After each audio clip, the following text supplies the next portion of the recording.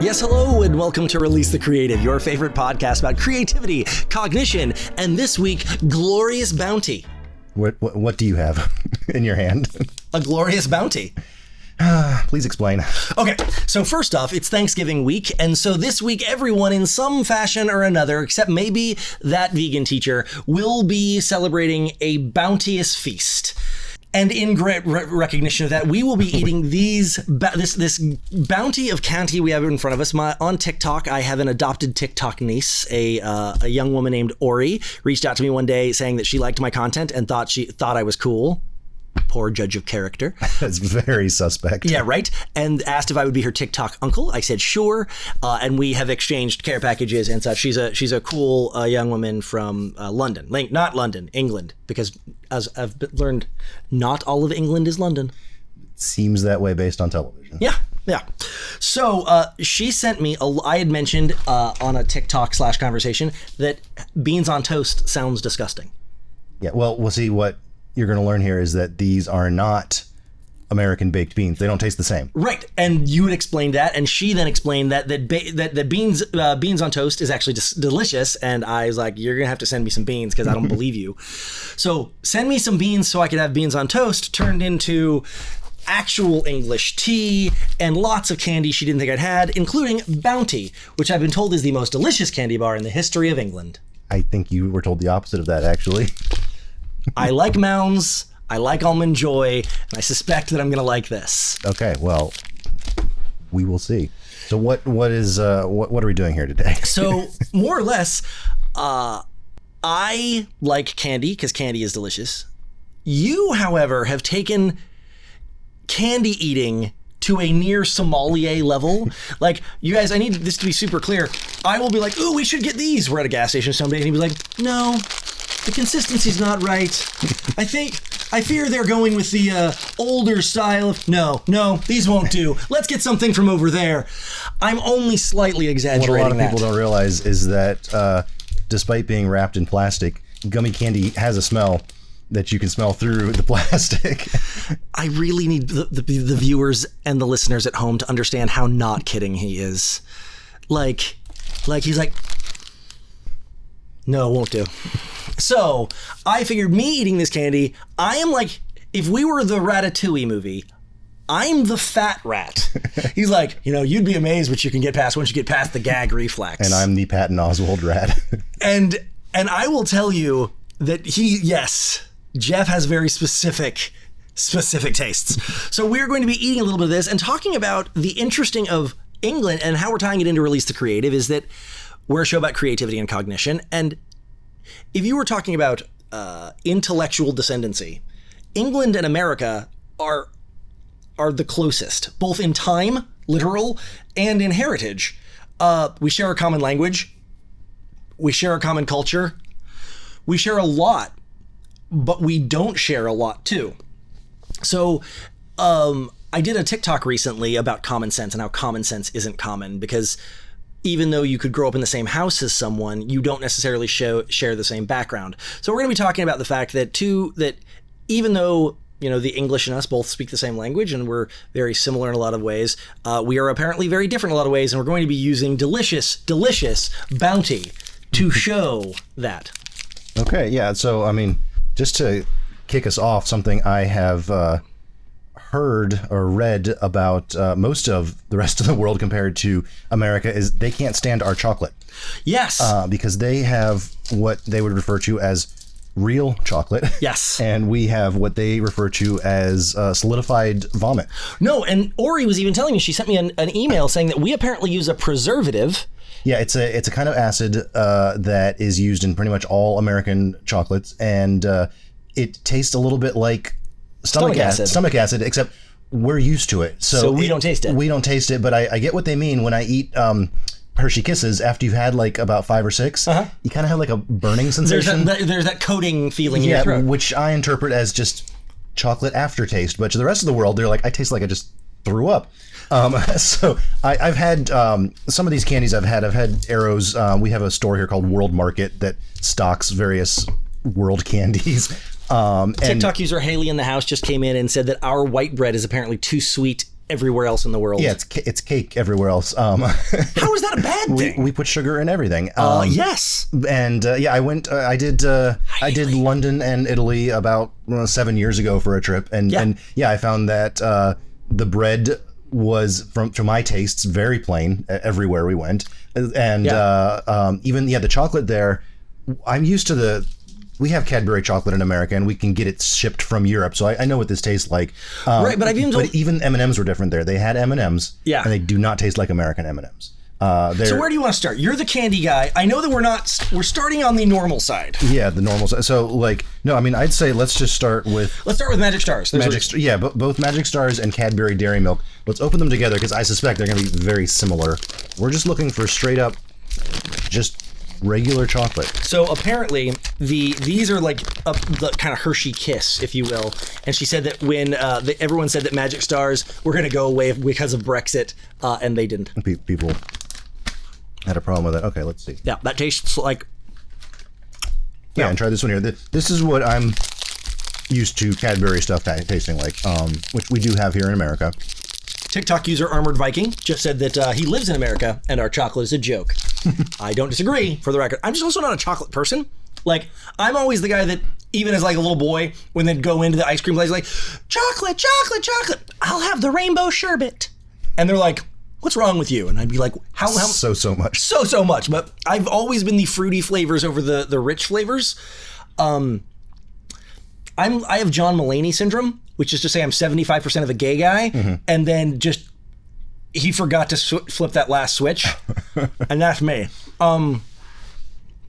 No, that was way better than the... Oh, which one? Yeah, that's a little... Did you try these? Yeah. I guess the stars are kind of the kiddie version. Okay. Cadbury Dairy Milk. Other than you named it Dairy Milk. What the hell else would dairy... That's the most redundant name ever. It definitely tastes good.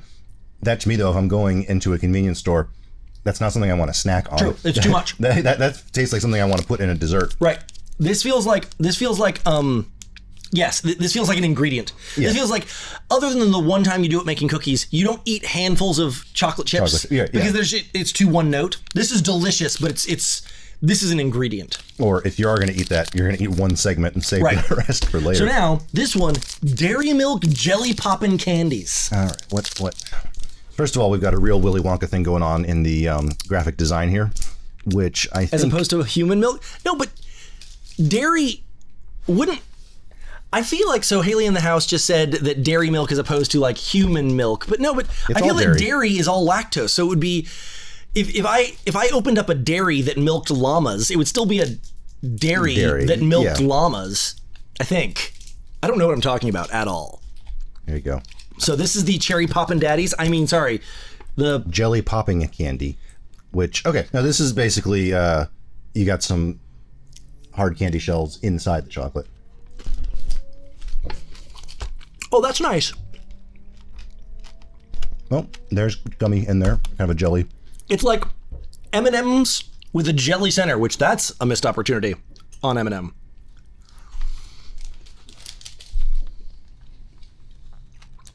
Now, Armored Viking on TikTok just said that you're meant to only eat this one piece at a time. That's good. Okay, so that we nailed it.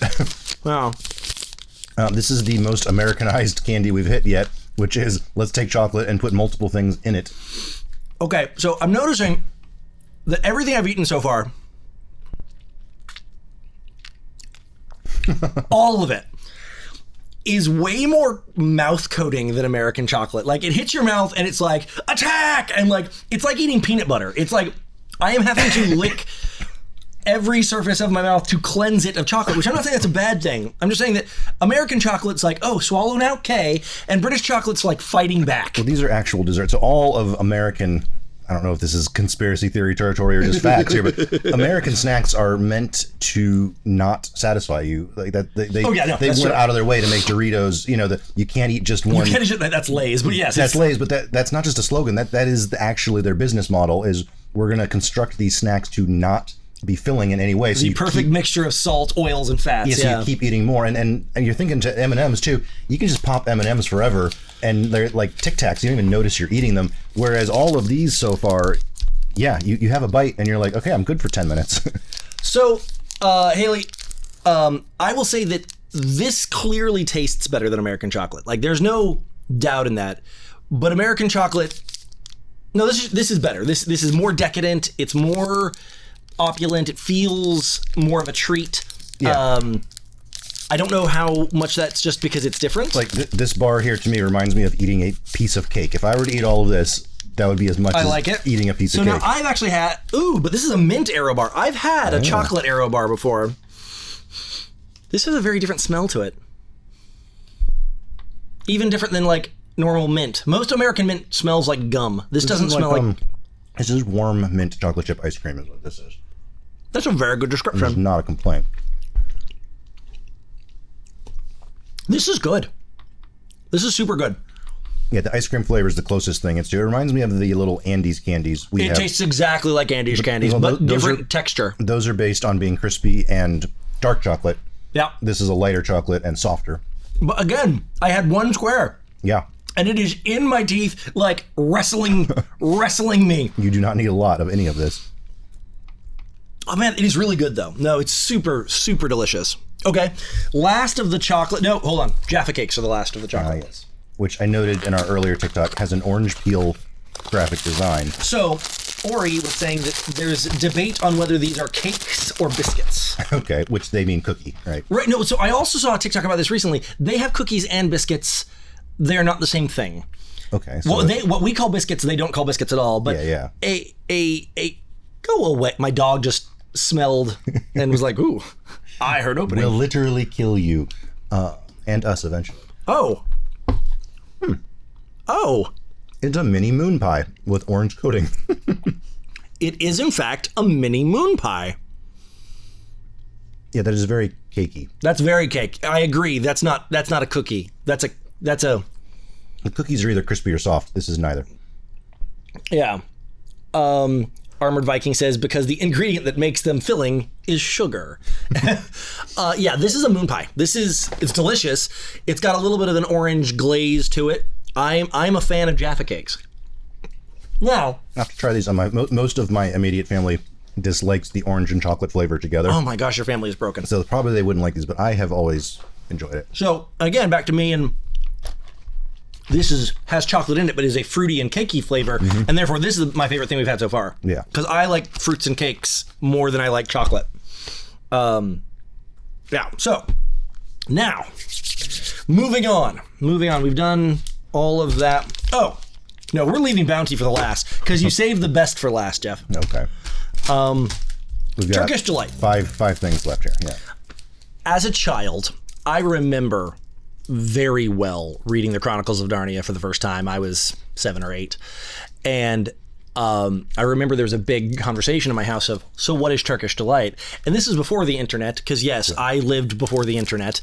7 years, at 7 or 8, I was like 89. The internet really didn't exist on a private, personal level. And no one really knew. Now, I've had Turkish Delight since then. No, Phil, I don't know anything. Is Turkish Delight a real dessert? Is it like tiramisu? And yes. This is like the candy that has taken the name. That is actually a remarkably... Turkish Delight it's usually cut up in like... I've always ever seen it before at like candy shops. Not... Okay, so it's like a fudge. Yes, yeah, okay. Exactly. And it's kind of a... It doesn't look like this at all. This is the candy equivalent. Right. The Turkish Delight, it's much like it's kind of a jelly and it has a powder and it's quite good. But I'm going to pull this away here. But yeah, Turkish Delight, as is remembered from The Lion, the Witch, and the Wardrobe, the thing that Edmund sold out his family for. You made a good call. So none of my children, but I would sell any of my siblings for this. Really, any of them. And I can say that because Tilly just left, so she doesn't know that I said it. I wouldn't call that gummy. I'd call it just straight up jelly. I like this a lot. Very different than Turkish Delight I've had. Because I had handmade Turkish Delight from a woman from Turkey. Well, I can't compete with that. No, it cannot.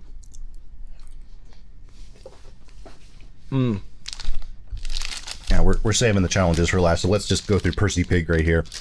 Okay. The first email was... So Armored Viking just said that the... No, sorry. Haley in the House just said that the first email was sent in 1992. It feels later than I thought. Yeah, I mean... I guess it depends on what you mean by email. Right, there's all kinds of communications before that, but email as a protocol. As the email... yeah, that makes sense. Before that, there was different kinds of message boards and messaging systems.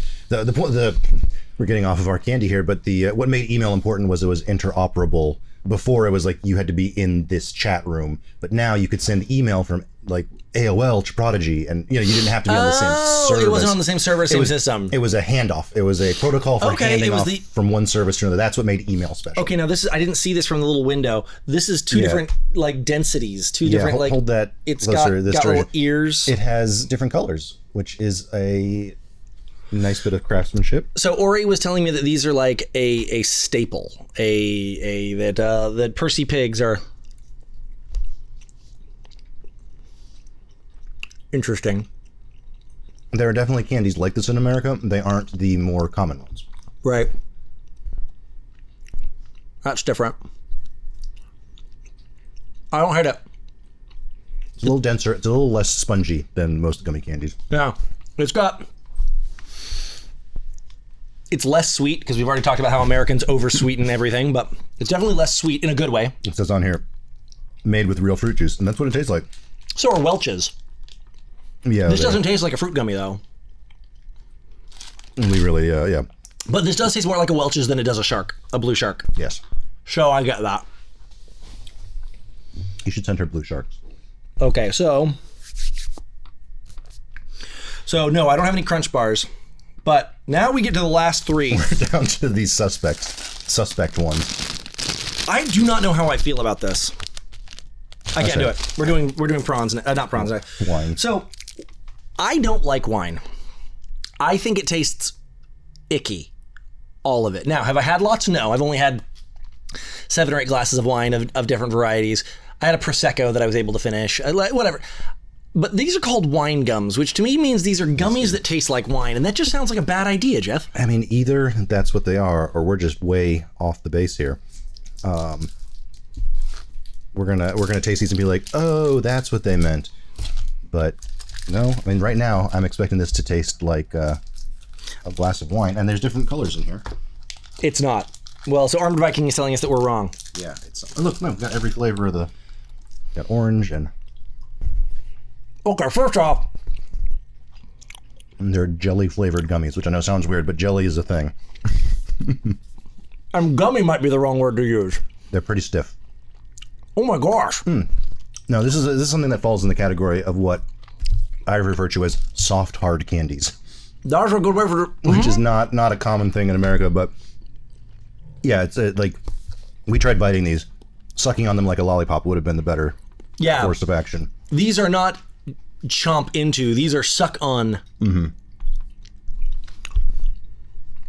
Okay, I repent of my earlier statements. These are not objectionable. They're not bad. I'd still go for a blue gummy shark, but these are, not bad.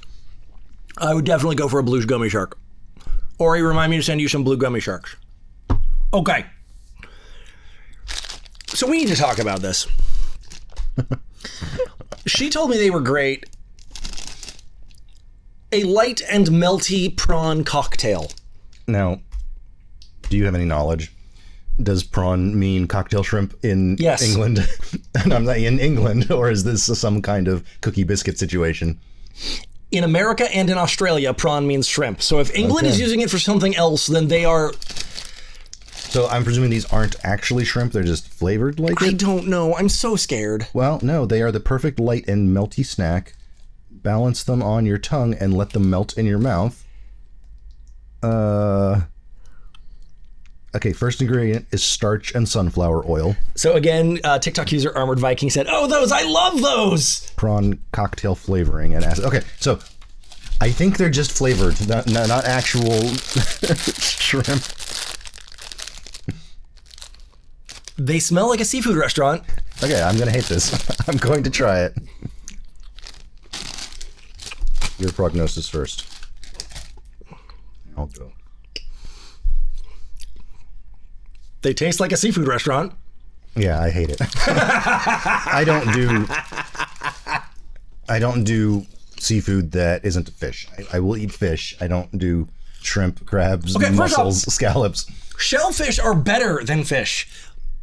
No, I will eat halibut. Like I will eat fried. Just for the halibut? Fried fish. Yeah, I can't finish those. Those are awful. But like, no, I'm sorry. That tastes like a food that I don't like the actual food. So I love shrimp more than I love shrimp. They're my it's still favorite not food doing it for in you. the world. I need a star to. I like on. hamburgers. I like ice cream. If someone said, "Would you like this hamburger ice cream?" I would say no. I have had spicy bacon ice cream. That sounds good for it. The record. It is. Just super clear. And the Bounty Bar, which I am told is the best British candy. So really, so that people can get the joke, Ori, who sent me this, said that these are the candy left over at the bottom of every holiday basket.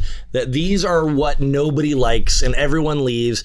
And then at the end of Christmas or whatever the holiday is, that there's a bunch of Bounty Bars because nobody likes Bounty Bars. To me, this looks identical to a Mounds or an Almond Joy, except it doesn't have an almond on it. Which you like those candies. I do. I do not. So you first tell me if it does remind you of those. It is those. Yeah. It's a Mounds bar. This is when you get the Valentine's Day candy. There's the one that says coconut. Uh-huh. This is what it is. Right. I like that one. And it's not terrible. I'm never going to choose this. This to me is the black jelly bean. So that's Armored Viking again on TikTok. That's what Jeff was saying. He's like, yeah, it's the candy corn at the bottom of the Halloween bag. I don't hate this at all. If I was at the Tesco, to use the British, if I was at the shop and I was going to grab myself a candy bar, I probably wouldn't grab this, but not because I don't like it, but just. But once it's sitting there, it's not. But like, I am the guy that. Because it comes with two, and I think two is too many for a. But like when the Halloween candy comes, I steal the Mounds and the Almond Joys for my kids. I steal a lot of food from my kids. So this is good. So all right, what have we learned? Go ahead, enjoy it. It's chewier because the chocolate is a different chocolate. There's also a hard candy here that I don't want to start that because then we'll be here all day. So Armored Viking's real name is Jeff, but Jeffrey, the other one, the Geoa, the Joffrey. So wrong. I'm sorry for him. I can fire him. You want me to? I can do it. I'm pretty sure that the Jeoff is older and therefore correct. Obsolete. I'm sorry.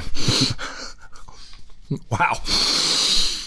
So this brings an interesting question to me, and these are actual questions. This is not, lots of times on our show, we end with here's the tip, here's the summation, and I've read and heard and studied, and I've seen a lot of different theories to answer the question I'm about to postulate. But I want an answer from you, and I want an answer from TikTok, and I want an answer, I really do. Canada, England, Australia, all cultures that have a very solid common ancestry, common language, common culture. We differ in as many things as we are the same. You can get ketchup chips in Canada. You can get all-dressed chips in Canada. You can get pickle chips in Canada. And some of that stuff is coming here now, but like my wife's mother grew up in Canada. How is it that like you cross Niagara Falls and the 7-Eleven on one side has different things than the 7-Eleven on the other, but not even geography is separating these people? Why does England food taste so different? Now, some of it can be, the FDA and the vomit acid. Yeah. But I mean, really, how is it? Why has the communication and the culture and the palate changed so much from a common? Why do Americans like things so damn sweet? Guilty. I don't like dark chocolate. I like the sweet stuff. Yeah, the other thing I have noticed is that when I went to all of Europe, a lot of them live in the older houses. They built houses 200 years ago, and they're still living in them because that's what's there. And in America, we just spread out. We happen to live in kind of a metropolitan area, but if you go everywhere else, people just bought a lot of land, and it was cheaper to build wide than tall. I'm making this up as I'm talking, but I'm wondering if it's kind of like America was like, I have space. I can cut down an entire forest. I can kill all the buffalo. I can put as much sugar in my cake as I want. It's kind of just the like overly Interesting. like we became a very consumerist, consumption based society. We use more electricity. We use more plastic. We make across the board all of this stuff. And in England, it's like, well, we need to live in this house that was built 200 years ago because it's here and we're not going to tear it down. And I think that affects your attitude. That if you live in a old small house, you're not going to then buy a big SUV. You're not going to, do a lot of plastic waste. You're not going to pump up your bread with a lot of sugar. I guess what I'm saying is Americans are hedonists. I don't know. Again, TikTok user Armored Viking was saying that lots of the sugar companies are actually based in the U.S. And so... Oh, well, that's actually historically is people came to the New World to get rich. And they thought they were going to get gold. Right. And it turns out what they found instead was wood and tobacco. Right. And it's, okay, well, we can get rich off plants. Right. And it turns out that the Caribbean is an amazing place to grow sugar. And so it came down to what money can we make off this region? Well, sugar is a big one. Yeah. We need to promote that. And there's a lot of instances of sugar companies starting wars and doing stuff to push their market. I used to know some of the specifics, but yeah, basically the sugar companies had a lot of influence, and I guess America is where they got the biggest success. I really like your... Okay, so again, to any historian or someone with a degree or 4.5 brain cells to rub together, I'm sorry for the conclusions I'm about to draw, but from a top level, like looking at it from far away sort of perspective, we have New York, which was one of the first settlements, not literally, but like one of the early ones. One of the early settlements. Then we have Los Angeles, as far away as you can get, which was also objectively fairly late settlement, at least from the American standpoint. Yeah. I mean, there was all relative. All relative. New York, small island, series of islands, grew up. Los Angeles grew out. New York is very, very, very, very, very, very dense, very, very tall. Los Angeles, isn't. LA, with the exception of downtown LA, where nothing is in downtown LA, people from LA understand what I'm talking about. There are there's nothing above a 5 or 8 story building in Los Angeles. It's a very wide place. This is where things converge. Reasons. Yeah. I can give you 2 reasons for both of those things that overlap. One is the type of industry. In New York, you were doing shipping and factories. Sure. LA, you're doing farming. So farms had to spread out by virtue of if you have an orange grove, it's huge. Right. Whereas if you're in New York, you want to live close to the factory. Let's build an apartment building right here. So right away, the industry is based on being dense versus spreading out. Sure. Secondly, New York, the bedrock, the rock under Manhattan is exceptionally unusually hard. Yeah. So they can build taller buildings very easily. Whereas California, of course, earthquake prone.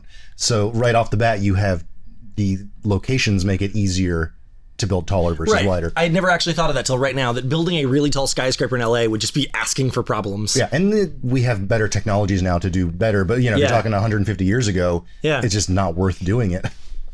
But that brings up some really interesting points about in Montana, we don't have to deal with cities. That's also remarkably true. I had a roommate from Montana once, and I was like, we were living in California, and he came in. I was like, oh, where are you from? And he's like, oh, Montana. And I was like, oh, fresh off the farm, eh, boy? I was just being a jerk because me. And he's like, no, I'm from a really big city. I was like, really? He's like, there's like 16,000 people where I live. I'm like, please tell me you're kidding. He's like, no. He's like, my town, my city had 16,000 people. I'm like, my high school basically had 16,000 people. Not really, but like 3 though. Yeah. There was 3,000 people at our high school. What's the line from Oklahoma? Kansas City has. They went and built a skyscraper 7 layers high, about as tall as a building ought to grow. Yep. Yeah, I was in that play my sophomore year of high school. Anyway, okay, no, that's. But to that point, it's interesting. When you start talking about the cultures of, England and, New England and England are still remarkably different, but New England is one of those places that there's a difference between dialects and languages. There's a lot of they speak a different dialect of this language. New Englandese is the only part of America that I would say it is actually a different dialect It's not a different language. It's not a different accent. It is a distinct dialect, though. Yeah, we will probably do a whole episode on languages eventually, but for right now, in terms of you're saying England and America being best buds, if you haven't done this, anyone who's listening, you should YouTube Tangier Island Accidents, Tangier. Okay. It's a little island in the Chesapeake Bay between Virginia and Maryland, and people love to talk about accents, the British accent, the American accent. Both of us changed. We changed, they changed. Tangier Island is where they still speak colonial / 18th century English. Okay. So when the English came over here, in America and in England, they talked a certain way. We changed, they changed. Tangier Island didn't change. That's okay. You're contradicting things I've heard in the past, so I've never heard of this. Interesting. So yeah, we shifted one way, England shifted another way, right? And this island didn't. So if you find clips on YouTube of them talking, that's how they used to talk back then. First off, how do we know that? I would guess it's a matter of 100-year-old historian talking to another 100-year-old historian. Because I know that when the founding of America happened, no one had a rhotic accent, which is the missing R's, right? Which New England has now, and all of England has they're called rhotic accents. We have what's called a non-rhotic accent, and that was the colonial standard. So that my voice would be closer to George Washington's than the current, I would say that Tangier Island sounds closer to us than to current England. I'll have to check this out. Still very different, though. I'll have to check this out. I did not know that. So it's fascinating. Yeah, we'll devote a whole episode to that. Okay. So to again, the Armored Viking saying the dialect in New England is dying, and that is probably true. I lived there for a few years in my younger life, and I will say that it's the only place that I ever moved. I went to 9 schools 1st through 9th grade. I've lived everywhere. I've lived in multiple countries, multiple states, multiple school systems. I've done a lot of traveling. And I will say that in New England, Massachusetts specifically, is the only place I've ever lived that when I got there and I would say things, they would look at me like, What? And I would respond, or I would repeat myself, and they'd go, huh? Like, it was the only place I ever moved where my English wasn't good enough. Because, the shopping cart wasn't a shopping cart, it was a trolley, or a carriage, or the waste paper basket wasn't the waste paper basket, it was the barrel. There was all these different things, and I think that to this day, when I go visit my parents who live in New Hampshire, the thing that I see all the time that just cracks me up is there's a yellow diamond sign. Everywhere you've ever lived, it would say something like slow, children at play, or caution, children, or people, or there's 100 different things. Pedestrian crossing. All over my parents' neighborhood, when you get into these neighborhoods that have more people, there's one of these yellow signs you've seen your whole life, and on it says thickly settled. Thickly settled. All right, now these are non-ironic. These are DOT signs. Yeah, I'm trying to think if I saw that while driving, how I would interpret it. I would mostly go off the yellow diamond shape, and I'd say, well, I think they're telling me to slow down here. That's exactly. They're basically saying, hey, there's people here. There's a lot of people. Like, there other places, there's more spread out, but here it's really dense. It doesn't say densely populated, though. It doesn't say slow children might be playing. It says thickly settled. Yeah, that's a phrase I've never heard in my life. And I every time I get up there, I tease my mom about it. I'm like, why do you live here? like, come on. And it's just interesting. We have, even within the United States, if we get rid of the Canadians and all of the other countries I'm talking about, if we just talk U.S., the Minnesotan culture to the Floridian culture to the Bayou Louisiana culture to the New England, we have some really distinct life experiences and dialects and worldviews. And I think that we are actually at a great disservice to our common language because of television lays out this kind of false narrative. And the language, hey, I can understand them, that lays out a cognitive false narrative. And all of a sudden we start to think that, well, they are going to process things like we process things, and they don't. That's not cognition doesn't even really work like that. When it used to be that you had to walk for a day to get to the next village over, that helped you understand that they were different, that there was going to be differences. But now, because television makes us, I think, because I watch BBC television more than American television, I think, oh, British is just like us. But they're not. There's cultural and cognitive differences to how we process information. And I think that is something that we miss modernly. Yeah. I wonder, maybe somebody studied this. What do we got? He said in Philly, it would just say, slow the fuck down. In Philly, they wouldn't ask you to slow down. They would just start shooting. Yeah. But in Philly, the sign would just tell you who you just ran over. No, I wonder if it's interesting because I saw a graphic online the other day where they had put all over America where different sitcoms take place. So like in Miami, it was Golden Girls, and in Cleveland was Drew Carey's show. Yeah, yep. And it was kind of cool. It's like there was some of them like, I had no idea that show was in Iowa, or like. But it's interesting that all of these TV shows are like, they take place all across America. They're all Californians in a studio, really. Right. At a certain point, it's just kind of like cosplaying, right? And it's like, how authentic is this really? And I wonder if the rise of reality TV kind of changed that, because up through our childhood, up to the 90s, it was just like, no, you're just actors in a studio, and then all of a sudden we had Jersey Shore and House Hunters and people on Survivor who actually came from different parts around the country, right. and I wonder if that helped people realize that, like, different places are different. I don't know. I like that. And it's interesting that, like, to take it to right before that happened, Friends, huge show from 1993 to 2003, all Californians, all shot in California, but takes place in New York. Yeah. Because the fact that they were in New York was a little bit of a character. That show in LA would have been different. There would have been a different. I think both Friends and Seinfeld are like very New York shows. Right. They both have a California sensibility about. You don't really. But I think Seinfeld was shot in New York. No, not the interior stuff. It was L.A. Yeah. Was it? Okay. Yeah. And you can kind of tell, like, these are not New Yorkers. These are L.A. character actors, and they're wacky, crazy people, and like it's a fun show and it's great. But it's like, no, a show actually made in New York would feel a little different. No, I agree with that. I'm just trying to kind of process through that. That makes a lot of sense.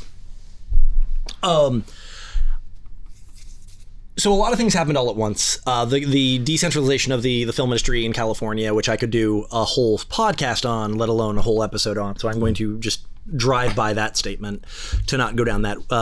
But yeah, I think that LA lost a lot. Lots moved to Vancouver, lots moved to all the Atlanta. Atlanta, Georgia jumped in a lot. Florida jumped in a lot, and it kind of shattered that mentality. It's doing a lot, and like I said, we started importing a lot of shows. My children watch more Australian television than they do American television. We're watching a lot of English television, and so we're seeing these different mentalities and cultures in a lot of very positive in a lot of positive ways. It's showing us how different things are. And now, because not one industry in one corner of one state of one country isn't setting the global barometer of cool, I think it's doing a really good job of showing us bringing those cultures and delineations back, which is good. And we have people sending us candy from England, so that helps too. I was going somewhere, but I don't remember where. You were about to wrap this up using some wonderful segue. Works for me. In the first episode of Bones, 2000 and something, the first episode of Bones, that whole show takes place in DC, right. But that whole show is shot in LA. Yeah. And for those of you who are filmmakers or have worked in the film world at all, this analogy, I hope, resonates deeply. For those who aren't, I hope that it makes sense at all. But this really is the best way I can explain modern communication and what people are actually doing versus what they think they're doing. And if you're watching that episode, the very first episode of Bones, there's a scene with David Boreanaz and Emily Deschanel. and they're driving down the street and they're talking. And my wife and I lived in LA for many, many years, and I'm from the DC area-ish, and that's where I live now. And there is a scene where, shooting this way, looking at Booth out his window, I know exactly where in DC they are. Yeah. Exactly. I know the street they are on. And when they do the reverse and they're looking at Emily, I know exactly where in LA they are to the street. And Natalie and I watch it, and it is jarring. And it's we watched that episode a dozen times because of how funny we think it is. That they didn't shoot much in DC on location later. They just shot more fakery in LA. But because it was the pilot and they wanted to do lots of exteriors, they actually brought a lot of the main characters act. And so this conversation, two people, two different ghosts, two different coasts, two different cities, same conversation. And to someone who sees the whole picture and understands filmmaking and understands how it works, we think it's hysterical and funny. I'm like, okay, I know where on Independence Avenue they are. Okay, I know where on Sunset Boulevard they are. I know exactly where both halves of this conversation goes. But to look into the world for a second, these two characters had no idea that they were on different coasts. I understand that I'm playing with the fourth wall here. These two characters are sitting and talking to each other, and they have no idea that there's 3,000 miles of space between them. Mm-hmm. Other people can look at them and say, hey, do you guys not know that you're not even there right now? That didn't really happen. It's all magic and lying. And as a communications guy that works with people on their stuff, I will say that more often than not, when I'm talking to my client and I'm talking to their audience, neither of them understand that they're 3,000 miles apart. Yeah.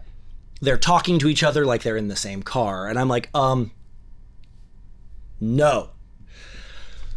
Because like the candy, like we have different bedrock. Some cities were able to grow up, some cities had to grow out. Some people grew up with really mean, grandparents that didn't give them butterscotches. Other people had grandparents that spoiled them rotten and pinched their cheeks. So words like grandmother do not have this universal picture. Just because you loved your Nana doesn't mean we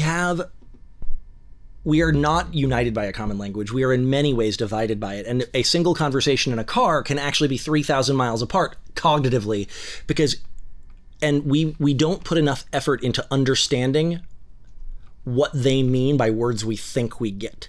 Yeah. And to end with our thing that we always do, just moving forward, whether it's your business, with your message, your marketing, understanding that the person you're talking to is hearing the words you are using, but not necessarily knowing them to mean the same things. Even if it's a word like grandmother, it's important to understand that just because I say want this gummy candy, you don't necessarily know what's about to happen if you bite into this. Got several options here, yep. So that's it. Just releasing the creative isn't just about letting out that inside of you, but it's making sure that people understand what you mean. Because just because you mean grandmother and gummy candy doesn't mean that other people have the same perspective of either of those two things. Which is still really hard to chew. Yeah, you're going to be there a while. All right, so I'll wrap this up. This is Release the Creative. Check us out wherever you can find podcasts, or just watch us on YouTube, because that's fun too. We will see you next week. Bye. Thanks for joining us here at Release the Creative. Kirk here would never say it to your face, but he thinks you should like and subscribe to us on YouTube. And Jeff is far too shy to admit it, but he thinks you should subscribe to us on your favorite podcast reader. Yeah? Well, you're the one who's always saying that everyone should give us 5 stars on Apple Podcasts. Why do you have to make everything so difficult?